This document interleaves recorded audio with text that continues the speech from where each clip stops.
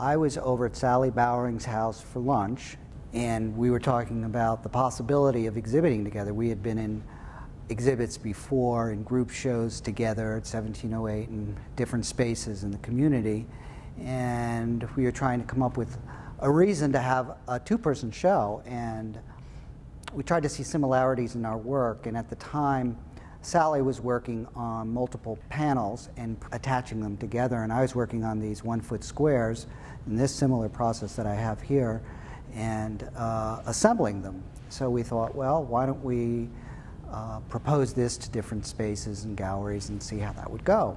I had a previous experience of working on pivot points, which was also a traveling show, and I learned a lot from that experience. So I thought that it would be really, I could handle doing a traveling show. We immediately began to think of a list of people that work in the same method, and Sally, being a professor, art teacher at Virginia Commonwealth University, recommended a number of her colleagues and some independent artists from Richmond, and I recommended Steve Griffin, and all of a sudden we had a group show. There were people that naturally fit into this kind of category. Javier Tapia had been putting paper together for a very long time. Ron Johnson was building paper on top of each other. Chris was out putting units together.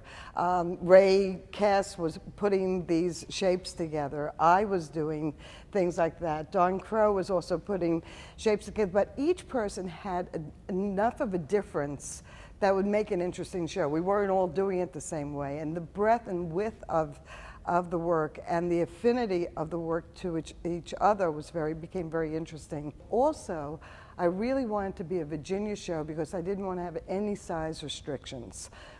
Pivot points, because it traveled all over, including Peru and the Midwest and the Northeast, had a restriction, a size restriction, and we had to build crates, and it was really much more complicated. I wanted something to put in a truck and drive it, and that people would have the freedom of the size that their work really needed to be, and there wouldn't be anything artificial about that. That's how I remember it beginning. The first show we hung, which was in Richmond at Plant Zero, I looked at all the work that came in, and I panicked. I just thought, how are we going to hang this show? This is going to be horrible. This is going to be hideous. And actually, we started, at that point, seeing the relationships and how certain work really spoke to each other. I never would have guessed it without seeing it. I never would have put Chris Gregson next to Javier Tapia. And yet, it just absolutely, they were having a conversation, the work was having a conversation with each other. There's no conscious visual subject matter when I started painting. It's all about the process, and it's the faith in the painting process that creates the image.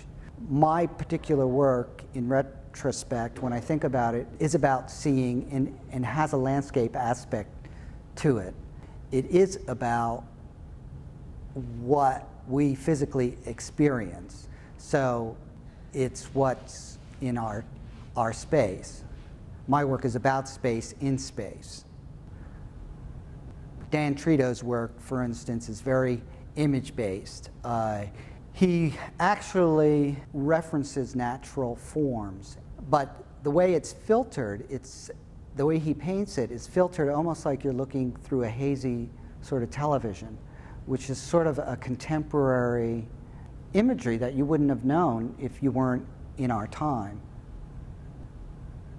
We included Davy Det Thompson, and he was a very influential member in the community. Everybody knew him, and one of the themes that I thought was interesting was how the artists that we selected related to each other, and if they related to each other as friends, if they related to each other as artists, if they shared ideas, materials, and those types of connections I wanted to make within the work for this particular exhibit. I began to understand my work with people like Ron Johnson and Ray Cass. Each artist had their own freedom of which work they wanted to show, And in each case, some people kept the consistency of the work for each one of the venues, and other people wanted to change it up. And we allowed all that kind of freedom and involvement of that of the experience of showing together. We hung it by artist with an introduction about the history of collage in cutouts, which is the Matisse's. Those two art forms never existed before Picasso or Matisse, so we wanted to introduce that as sort of a linear connection to what we were doing now.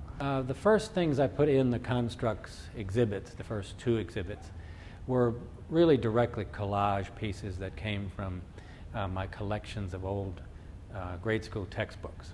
And I would take the textbook pages, especially the ones that were scribbled on by the students back in the 4th and 5th and 6th grades, and literally collage those onto the canvas. So these new paintings don't use paper as the collage medium. I think of the paint more or less as the collage medium here. The second show had different work in it because work had been sold, but the third show we intentionally said to the artist prior to the show that we would like to have new work. We had no idea what the artists would bring to the show.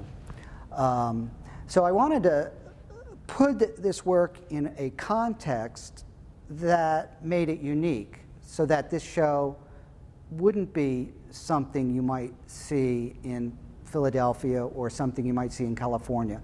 I think that there's something specific to the area. There's the Richmond Center with the Virginia Commonwealth University sort of as the artistic center, and then there's Washington D.C. with the Courtland gallery and school as that center. I think if anything has ever influenced my work, living in Richmond has not been the experience of living here, but the light. And my paintings really had a very different palette when I lived in New York.